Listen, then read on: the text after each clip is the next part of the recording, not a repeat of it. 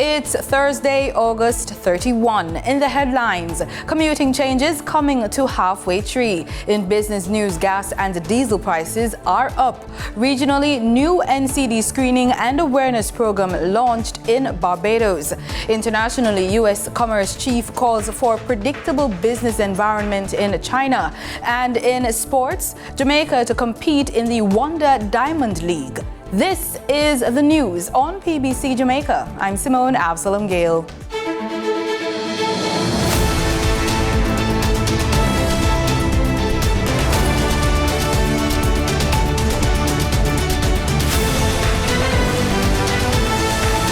Commuters and public passenger vehicle operators will soon see changes in pickup areas in Halfway Tree. Chairman of the Transport Authority, Owen Ellington, says discussions are being held with relevant stakeholders on the matter. He says there is a proposal to create additional taxi stands in and around Halfway Tree area. In support of this, Mr. Ellington says the plan is to erect directional signs in and around the area. Mr. Ellington says plans are also in place to re-erect guardrails inside the transport center to protect commuters, and monitors will be deployed to improve the time management of drivers. We also intend to have monitors inside of the transport center to time manage the vehicles that come inside there so that there is no clogging of the space. We will time the vehicles once they come in, set down passengers, and we will instruct them as to when they should move on in order to free up the space inside of the transport center. Meanwhile, Minister of Science, Energy, Telecommunication and Transport Daryl Vaz says commuters can expect improvement in the aesthetics of the Halfway Tree Transport Center. It is badly in need of a facelift, and it has some issues in relation to the elevator and some other electrical issues. Not to mention, obviously, making it more comfortable for the passengers. $104 million has been allocated to help farmers who are being affected by the ongoing drought. Agriculture Minister Floyd Green says farmers have begun receiving assistance under the ministry's drought mitigation program. He made the disclosure during a Good Morning Minister aired on Love 101 FM on Wednesday. That money is being used for a combination of things, and it goes with an additional sum that we had. So in total, our drought mitigation strategy is $200 million. This 104, we allocated some money for trucking of water, just to get water to farmers. We allocate some money for providing mulch. Mulch is grass that they use to cover the areas, to make the temperatures cooler. We allocated $20 million of that money to provide inputs, so things like seeds, planting material, fertilizer, and the vast majority of that money goes to two things. We have to purchase some trucks. So you're purchasing We're trucks? purchasing trucks. And trucks is for... And I'm happy to announce that one truck has already arrived. Okay. So we plan to commission that truck shortly. $48 million is going towards the purchasing of 3 trucks. Additionally, he says, in recognition of the importance of efficient water management in agriculture, $10 million has been allocated to provide irrigation drip kits for some farmers.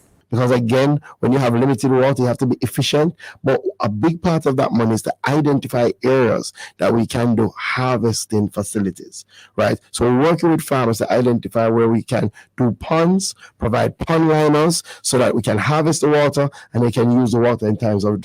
The National Works Agency, NWA, has installed 4 new traffic signals along the route that is used to bypass the city of Montego Bay in St. James. The move is in a bid to reduce congestion in the city of Montego Bay. These signals will be commissioned into service on Friday, September 1, 2023. Congestion has been a serious concern in the city of Montego Bay, and the government is now undertaking the Montego Bay Bypass project to alleviate the congestion in the city center. In the interim, motorists have been using roadways on the outskirts of Montego Bay as a bypass of the city center. Community Relations Officer at the NWA, Janelle Ricketts, says that the agency has sought to reduce the pressure on roadways within the city of Montego Bay through a multifaceted approach that involves the installation of traffic signals and the installation of road markings and road signs. Additionally, several roadways on the outskirts of Montego Bay were rehabilitated to provide viable alternative routes for commuters. Time now for the business report with Danita Rodney.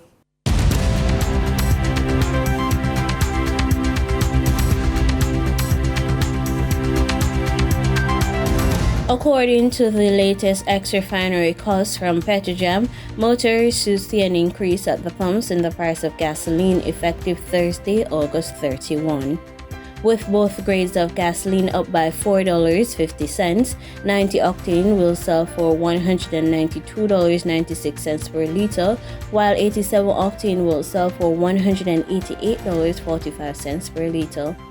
Continuing with an increase of $4.50, automotive diesel fuel will sell for $184.15 per liter, and ultra-low sulfur diesel will sell for $192.06 per liter.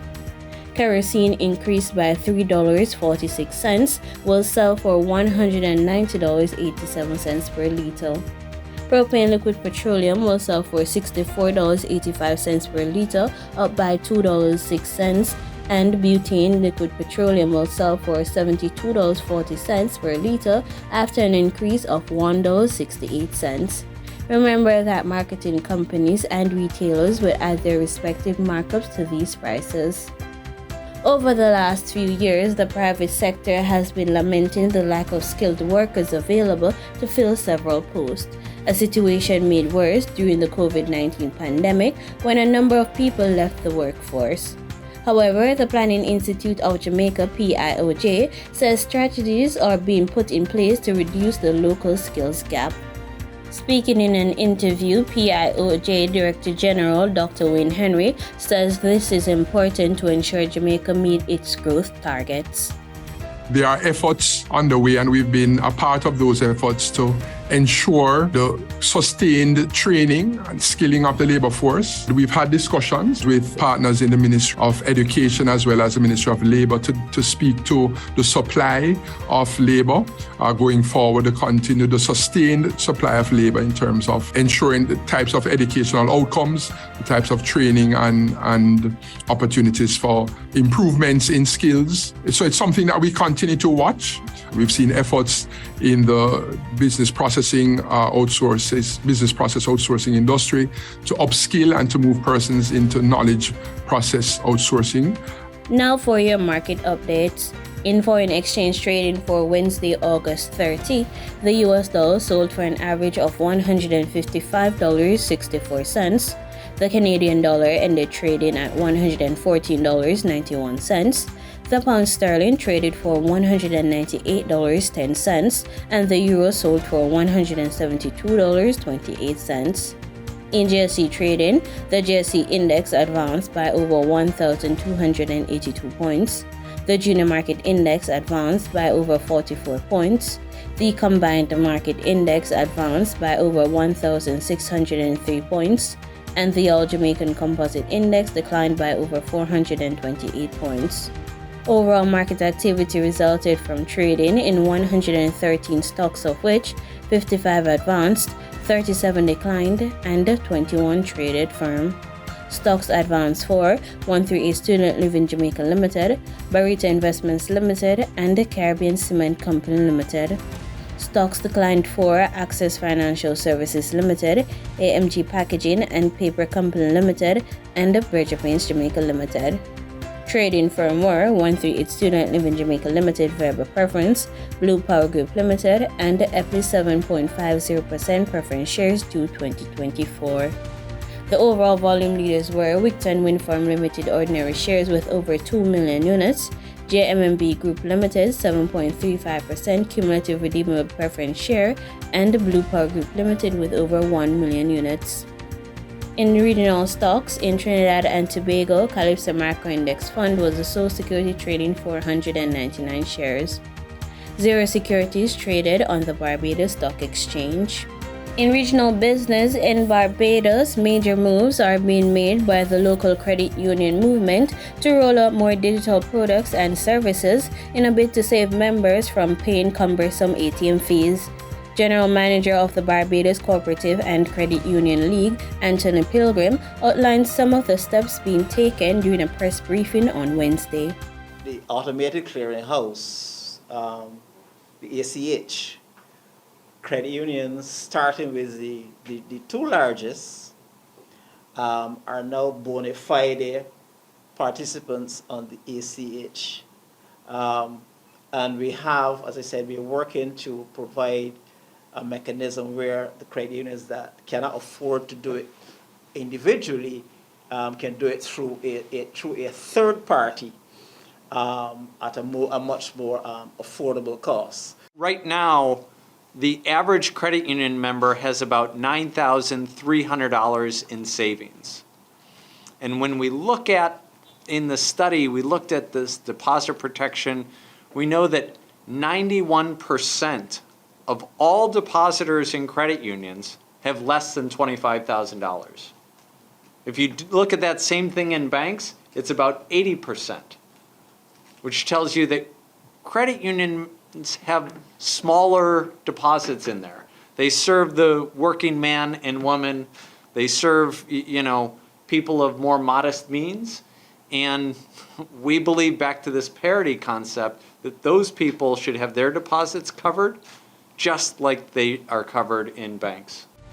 In international business, U.S. stocks closed higher as fresh economic data signal a cooling U.S. economy, reinforcing expectations the Federal Reserve will pause rate hikes in September. The Dow rose 0.1%, the S&P 500 added about 0.4%, and the Nasdaq gained about 0.5%.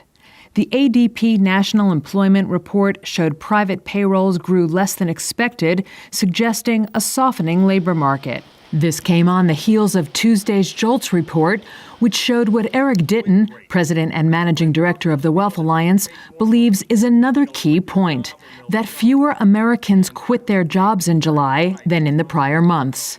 Quit rate is down to 2.3% now, meaning workers are not so sure that they're going to get more money if they leave.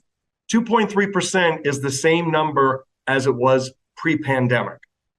So that to me actually is one of the most important numbers there, is everything pertaining to the labor market, because if the labor market eased up and it wasn't tight, I really think Jay Powell would be the first to say, I'm done hiking rates. In company news, NVIDIA rose 1% to close at its highest level ever. It was Wall Street's most traded stock, with $35.5 billion worth of shares exchanged during the session. MasterCard and Visa each gained around 0.5% after a report said the companies were preparing to raise credit card fees. And HP tumbled close to 7% after the personal computer maker trimmed its annual forecast due to slowing demand. In market data for oil prices rose, boosted by a large drawdown in U.S. crude inventories and production cuts by OPEC+, but a slowdown in China's manufacturing activity limited gains. Brent crude futures rose 45 cents to $86.31 a barrel, and West Texas Intermediate crude rose 29 cents to $81.29. And that was the business report on PBCJ. I'm Danita Rodney. In regional news, in Barbados, one of the island's largest service clubs has rolled out a program geared at assisting the fight against non-communicable diseases. It's the Rotary Club of Barbados. President Mrs. Ermine Francis says the Create Hope NCD screening and literacy project is being executed in conjunction with 5 agencies. This morning, I am pleased to announce that we will be partnering with 5 corporate organizations, namely Ross University School of Medicine, Sagicor Life Inc., Bayview Hospital, the Emergency Room Inc., and RioMed Limited. Together, we will scale up community-based screening, increase advocacy, raise awareness and sensitization for NCD prevention and control, including childhood obesity. We are also receiving excellent support and guidance from the Ministry of Health and Wellness. The data we will collect from this project will first be presented to the individuals who utilize our services so they can better manage their health. The non-traceable data will be utilized for research and analysis. The results will help authorities better understand the problem areas and the needs of our vulnerable communities. Guyana's agriculture minister says the government is actually resuscitating the entire coffee industry, and families in the indigenous community in Region 2 will be involved in these plans. He also highlighted that efforts to resuscitate Guyana's coffee industry is just one part of a wider plan to develop agriculture in indigenous communities. We'll work with the villages, work with the region, but what I have said in my presentation, that things like you need cassava stick that is dominant in the interior location. Citrus, we'll try to get those planting material for you all as early as possible. If we can now come up with a strategy and see what are the other needs, we will work along with you to get those planting materials as early as possible. But I want also to do a long-term planning for you all in various communities or various regions where we can now build nurseries so that you can be self-sufficient rather than you depend on us from Georgetown to take in the plant or get the planting material from neighboring villages, neighboring countries. So let us work on that. All the officers will be here for the next 2 days, and they will work along with each village or work along with regions. But we have the hinterland coordinator here who will lead this process. So the programs that have been going on will continue. We can also have some changes if you want. We can change some of the program that you want to change and that you feel that is more important for you now, so that the funds that we have in those programs, like the HESAT program, we can do some tweeting and get you the program that you need right now. But rest assured, agriculture is one of the most important activity for us. We'll continue to make allocation because at the end of this year, $3.1 billion would have expended in agriculture in the hinterland community. In international news, the United States wants to work with China to ensure a more predictable environment for U.S. businesses in Shanghai. Speaking with Shanghai Communist Party chief Chen Jingning on day 4 of a bridge building trip to China, Commerce Secretary Gina Raimondo said on Wednesday a, quote, stable economic relationship is good for America, good for China, and good for the world. Al Jazeera's Katrina Yu reports. The U.S. Commerce Secretary ended her trip to China with a stop at the theme park described as the happiest place on earth, Disneyland in Shanghai. Gina Raimondo is the 4th high-ranking U.S. diplomat to visit in recent months, tasked with injecting positivity into the increasingly fraught bilateral relationship. The U.S.-Chinese relationship is too consequential. We can't drift to a place of greater conflict. It's not good for the U.S., it's not good for China, it's not good for the world. So we have to commit ourselves to take some action. Raimondo met Premier Li Qiang, who said economic ties were the ballast of Sino-U.S. relations. But that relationship is under increasing pressure. Raimondo says U.S. firms have told her China has become uninvestable and too risky, pointing to recent raids by Chinese security forces on foreign companies. She's renewed calls for the Chinese government to level the playing field for foreign firms. Her visit also comes weeks after the U.S. issued another round of investment curbs targeting Chinese technology firms. Trust in the U.S.'s intention to negotiate in good faith is reached absolute zero. We've heard American officials kind of say all the right things about seeking cooperation with China, but then send, I think at best, very mixed messages by continuing to pressure Chinese companies, to put sanctions on Chinese entities. Officials here have criticized American efforts to block China's access to advanced semiconductors, a topic Raimondo said was not open for debate. However, during a meeting with Commerce Minister Wang Wentao, the two sides did agree to form what they called an information exchange to discuss export controls, as well as a new working group focused on commercial issues. I'm willing to work with you to create a good business environment. But further disagreements plagued the 4 days of discussions. China says the U.S. is overgeneralizing so-called national security to contain China's economic growth, something Raimondo denies.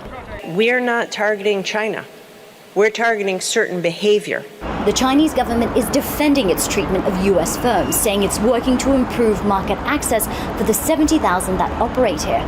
Expectations for this visit were low, though the opening of new communication channels is seen as a win for business and a positive step towards stabilizing ties. And it's hoped another step towards a meeting between Presidents Joe Biden and Xi Jinping at the APEC summit later this year. Katrina Yu, Al Jazeera, Beijing.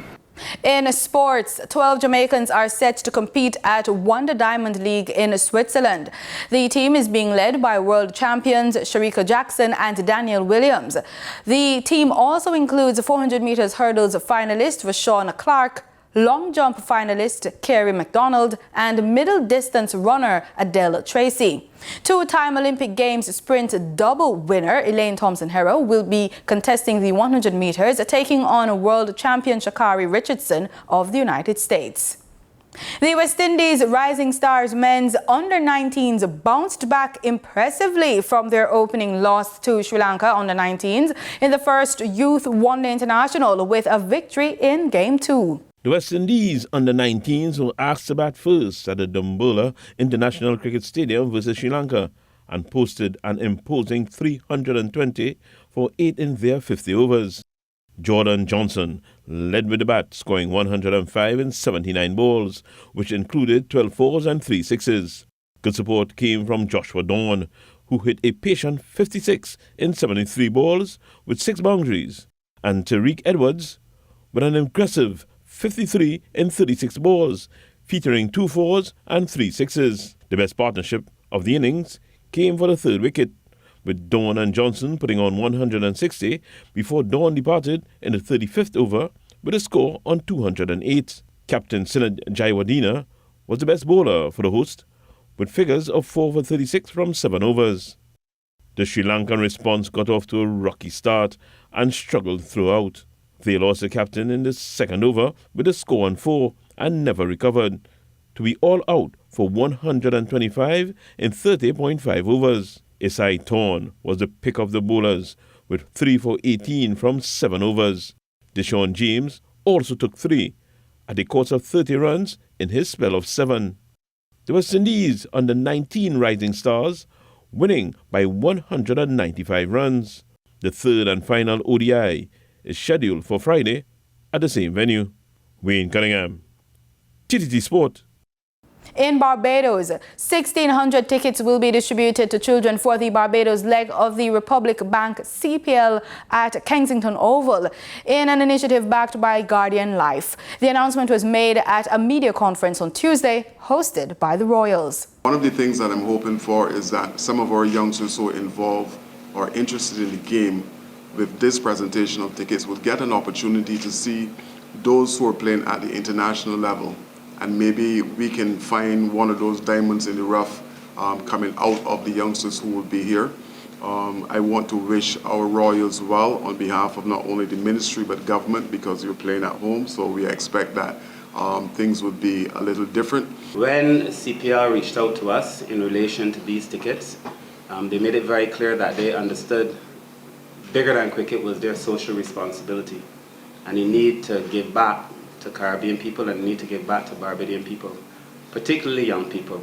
And so through the Ministry of Sports and the Ministry of Education and my ministry, the Ministry of People Empowerment, we know that 800 tickets will be made available each day, so 1,600 in total. 400 for the Ministry of Education, and then between Charles and myself, we'll share the rest. But importantly for me, because I have responsibility for children who are persons with disabilities, children who are in our children's homes, some of the most vulnerable children who probably would not have had an opportunity to attend these games. Laurie Evans, he's just turned up today, so he's added to the squad now. So we've got 4 good overseas players now, which is good. But I would like to say I'm pretty proud in saying our West Indies contingent this year is very strong. We worked on that. So hopefully our West Indies players, and we've got 10 Barbados players, which is great. I know that should bring the crowds in, I hope. So so we're really excited. I think we'll have a really strong side, even though the overseas might not have been what we wanted initially. But at the moment, I'm very happy with what we've got. And that's it for the news on PBCJ. You can follow us on our social media platforms at PBCJamaica. Thank you so much for watching.